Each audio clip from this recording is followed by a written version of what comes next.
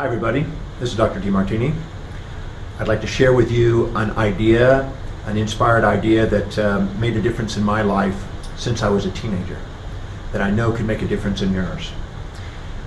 I believe that every human being has a set of priorities that they live their life by. And whatever is highest on that priority list, whatever is most purposeful and meaningful to them, most important, is what they are inspired to get up in the morning and do. And whenever they do that, they have fulfillment. And everybody, regardless of whether they're conscious of it or not, has that. When they become conscious of it, now they add fuel to fire. And they now become enthused, and people come around to watch them burn with their inspiration. And so the key to this is having a purpose that inspires you. This makes the difference between ordinary life and extraordinary life. So when a person sets goals and objectives that align with that highest value, highest priority, the most meaningful thing in their life, man, that is when they are automatically a leader. That's when they automatically take off.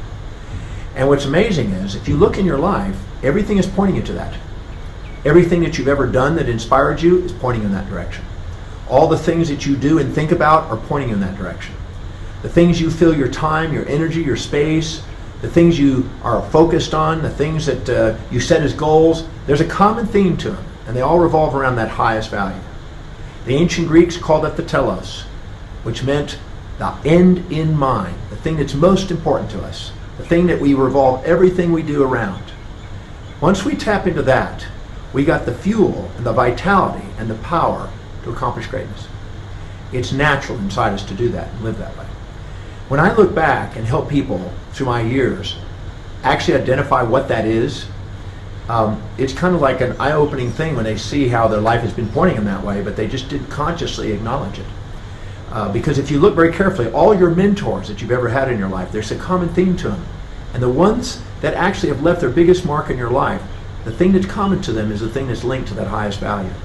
All the careers you've done are actually giving you ingredients that it takes to live that highest value and actually fulfill what's most meaningful. The relationships that you had, the things that supported and challenged your life, all the people are actually gearing you as feedback mechanisms to live that highest value. Napoleon Hill, in Think and Grow Rich and the Laws of Success, called it the chief aim. And when you have your chief aim and you're clear about what you want, you accomplish way more than when people are wandering around aimlessly and subordinating to other people's whims and expectations. They're the followers. But the person who finds their purpose, they awaken their leader. Everybody has it inside.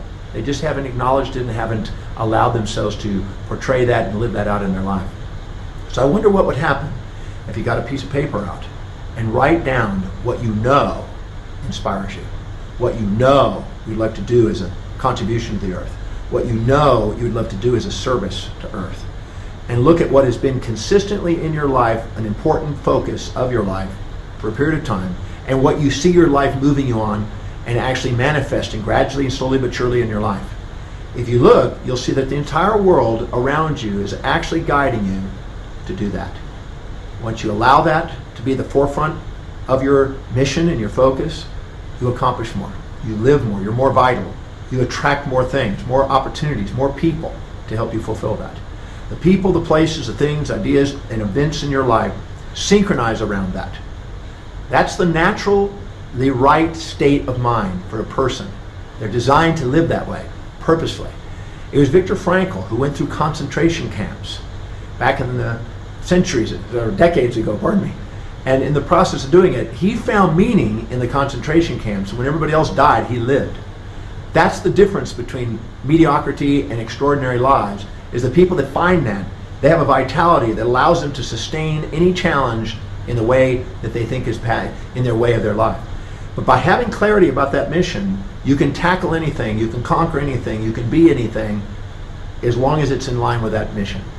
So, identify what is most important to you, write it down, define it clearly, give yourself permission to live it, know that you're going to have people with all different other value systems around you trying to alter that, but allow yourself and give yourself permission to be, do, and have everything you want around that.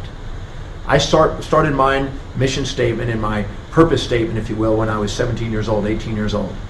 And I have been focusing on it and refining it and updating that and literally defining that, redefining that 59 times in the last 37 and a half years.